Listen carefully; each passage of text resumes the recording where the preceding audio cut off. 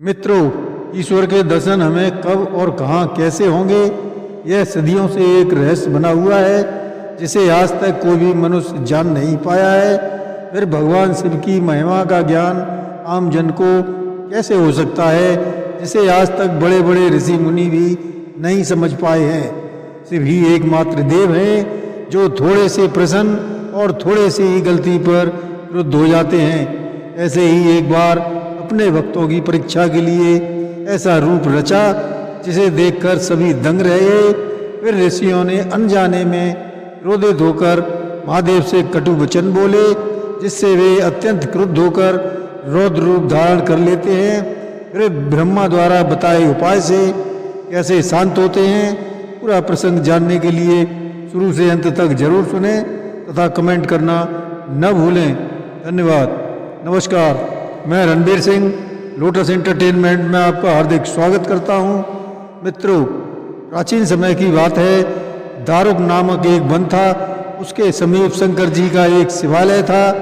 वहाँ शिव भक्त एक ऋषि तीनों काल शिव का पूजन तथा स्तोत्रों द्वारा नित्य पाठ करते थे। एक बार जब वह ऋषि शिव का स्तोत्र द्वारा पाठ कर रहे थे तभी उस दारुक वन में अनेक ऋषि महर्षि हवन करने के लिए समिधा लेने पहुँचे। तभी शंकर भगवान ने अपने भक्तों की परीक्षा लेने के लिए विकराल रूप धारण किया। वे नग्न होकर कामी पुरुषों की भांति हाथ में लिंग धारण किए हुए वहां पहुंचे। जब ऋषि पत्नियों ने उन्हें देखा तो वे पहले तो घबरा गईं, तब फिर वे सभी कामवश होने लगी।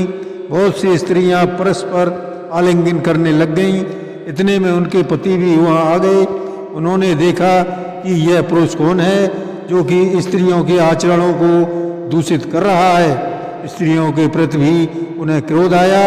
फिर वे शंकर जी को न जानकर क्रोधपूर्वक बोले, अरे यह कौन है? परंतु कोई न बोला। फिर उस नग्न से पूछा, तू कौन है, बताता क्यों नहीं? बार बार पूछने पर भी उत्तर नहीं देता और यह वैदिक धर्म का लोप करने वाला कर्म कर रहा है। इस कारण तेरा यह लिंग शीघ्र ही पृथ्वी पर गिर पड़े। ऋषियों का यह कहना था कि शंकर जी का लिंग पृथ्वी पर गिर पड़ा। प्रज्वलित अग्नि के समान वह लिंग इधर उधर घूमता हुआ जीवों को दुखी करने लगा। इससे सभी ऋषि मुनि घबराए और ब्रह्मा जी के पास जाकर सारा वृतांत सुनाया।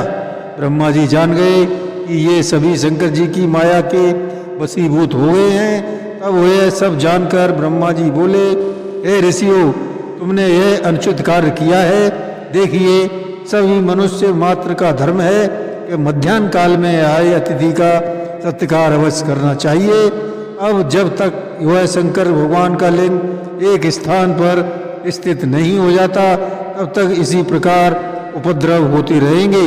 यदि तुम संसार का हित चाहते हो तो शंकर भगवान के ज्योतिर्लिंग की स्थिरता के लिए जगदम्बा पार्वती का चिंतन करो, उनकी आराधना तथा स्तुति करो। तुम्हारी इसी स्तुति से पार्वती जी योनि रूप हो जाएं और लिंग स्थिर हो जाए। अब विश्व कल्याणी पार्वती जी के प्रसन्न होने पर अष्टबल की रचना कर शास्त्रों की आज्ञा अनुसार उस पर एक घट स्थापित करो। उसमें दूर्वा डालो तथा पवित्र तीर्थ के जल से उसे सदा शिव का ध्यान करके विधि सहित उसका पूजन करो। शतरुद्री का पाठ करते हुए इस घट के जल से लिंग को स्नान कराकर मार्जन आदि करो। फिर यौन रूपा पार्वती जी को बाण रूप से स्थापित कर उसी पर सदा शिव के ज्योतिर्लिंग को स्थापित कर दो। फिर धूप दीप नैवेद्य आदि से षोडोपचार से उसका पूजन करो। फिर स्तोत्र गान आदि से शंकर जी की स्तुति करो, अब जाकर मंगल होगा। इस प्रकार ब्रह्मा जी के वचनानुसार ऋषियों ने मातेश्वरी जी की विधि पूर्वक आराधना की।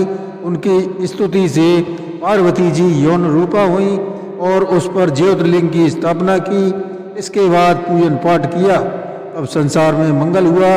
वही ज्योतिर्लिंग संसार में आटकेश्वर नाम से प्रसिद्ध है। इसकी आराधना से सभी लौकिक तथा पारलौकिक सुख प्राप्त होते हैं। हर हर महादेव।